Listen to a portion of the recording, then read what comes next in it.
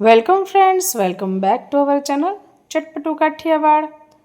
હેલ્થને best બનાવે એવા પ્રોટીનથી ભરપૂર, વિટામિનનો ખજાનો પણ આપણે એને કહી શકીએ એવા ફણગાવેલા મગ કેવી રીતે બનાવાય એની રેસીપી આજે લઈને આવ્યા છીએ મિત્રો। ચેનલને સબસ્ક્રાઈબ ન કરી હોય તો સબસ્ક્રાઈબ કરી બેલ આઇકન દબાવી ઓલ જરૂરથી દબાવી દેશો, જેને કારણે નવા વિડીયોઝના નોટિફિકેશન આપ સુધી મળતા રહે। તો ફણગાવેલા મગ કેવી રીતે બનાવવા એની રેસીપી આપણે શેર કરવાના છે, કારણ કે ઘણા બહેનોએ મને કીધેલું કે ફણગાવેલા મગની રેસીપી તમે જરૂરથી શેર કરજો, એવું મને મેસેજમાં નહીં પણ રૂબરૂ મળે ત્યારે પણ બહેનો કહેતા હોય છે। થેન્ક યુ બહેનો, તમે આ રીતને અમને સપોર્ટ કરતા રહેજો, જેને કારણે આવી નવી રેસીપીઝ બનાવવાનું મન થાય અમને। તો એક વાટકીને મેં પાણી એડ કરી અને એક બાઉલમાં મગને મેં આખી રાત આ રીતે પલળવા દીધેલા હતા। જો આવી રીતનું આપણે ચેક કરી લેવાનું સવારે મગ સરસ રીતે પલળી ગયા છે કે નહીં। હાથમાં આ રીતે દાણો લઈને તમે જોશો તો તમને તરત ખ્યાલ આવી જશે કે મગ છે એ સરસ રીતે પલળી ગયા છે।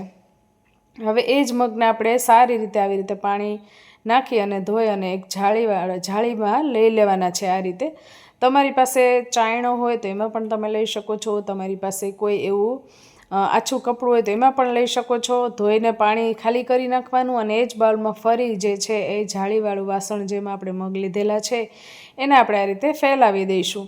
અને ઉનાળો હોય છે એટલે તરત જ જે છે એના કોટા ફૂટી જતા હોય છે, એટલા માટે આપણે કાપડ રાખવાની પણ બિલકુલ જરૂર રહેતી નથી। જો બીજે દિવસે તમે જોઈ શકો છો કે થોડા થોડા કોટા ફૂટી ગયા છે, એના જે છે ફણગાવેલા મગ આમ તો આપણા રેડી થઈ ગયા છે, પણ હું થોડાક વધુ એને થવા દઉં છું, જેને કારણે આપણે 2-3 દિવસ રાખીએ તો બિલકુલ વાસ પણ નથી આવતી અને આ રીતે આપણે પાણીથી એને ધોયા કરવાનું છે।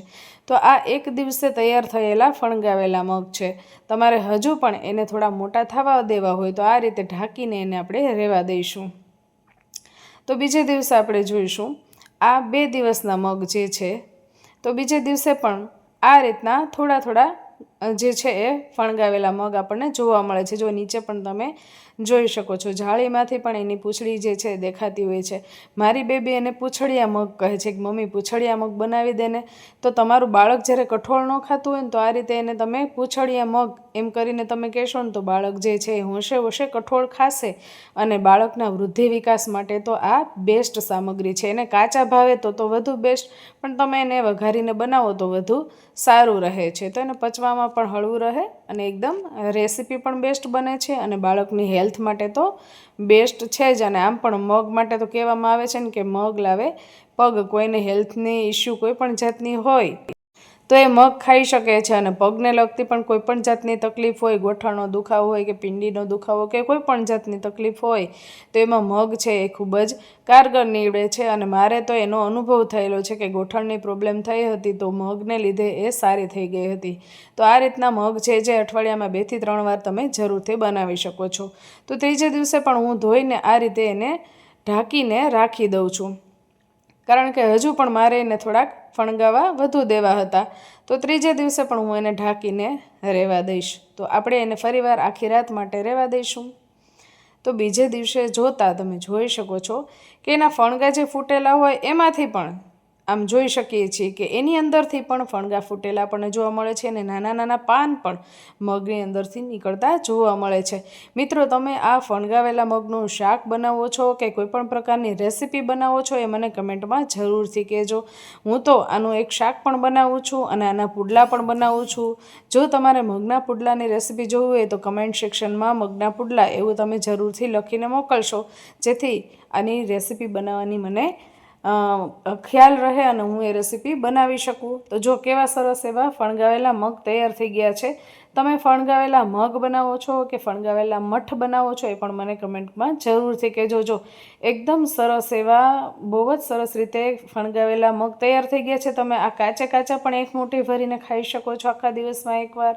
તમે એને વઘારીને શાક પણ બનાવી શકો છો, તમે એના પુડલા પણ બનાવી શકો છો। એકદમ હેલ્ધી એવા મગ આપણા તૈયાર થઈ ગયા છે। તમારા બાળકોને ફણગાવેલા મગ ભાવે છે કે નહીં, કે ફણગાવેલા મઠ ભાવે છે, કઈ સામગ્રી ભાવે છે એ પણ તમે કમેન્ટ સેક્શનમાં મને જરૂરથી કહેજો। અને તમે આ રીતના ફણગાવેલા મગ બનાવો છો કે નહીં એ પણ મને કમેન્ટમાં જરૂરથી કહેજો। અને ફણગાવેલા મગ એવું જરૂરથી કમેન્ટમાં લખજો અને તમે આ રેસીપી ક્યાંથી જોઈ રહ્યા છે એ પણ મને જરૂરથી કહેજો। ખરેખર તો આને રેસીપી નહીં કહીશ પણ એક પ્રોસેસ કહીશ કે ફણગાવેલા મગ બનાવવાની પ્રોસેસ, ફણગાવેલા મગ જે છે એ કઈ રીતે બનાવવા એ આપણે જરૂરથી કહીશું એને. તો આ રેસીપી, આ વિડીયો તમે ક્યાંથી જોઈ રહ્યા છો એ મને કમેન્ટ કરીને જરૂરથી કહેજો. તમારા સિટીનું નામ જરૂરથી લખજો. અને આ ફણગાવેલા મગ બનાવવાની રીત આપને ગમી છે કે નહીં મને કમેન્ટ સેક્શનમાં જરૂરથી કહેજો. આપના સિટીનું નામ પણ જરૂરથી કહેજો અને એક લાઇક પણ જરૂરથી આપી દેજો. અને ચેનલ પર નવા હોય તો સબસ્ક્રાઈબ કરી બેલ આઇકન દબાવી ઓલ જરૂરથી દબાવી દેશો મિત્રો, જેને કારણે નવા વિડીયોઝના નોટિફિકેશન આપ સુધી મળતા રહે. અને ખરેખર આ રેસીપી આપને ગમી હોય તો આપના ફ્રેન્ડ સર્કલ્સ, ફેમિલી ગ્રુપ્સમાં શેર કરવાનું ભૂલતા નહીં. શેર જરૂરથી કરી દેજો.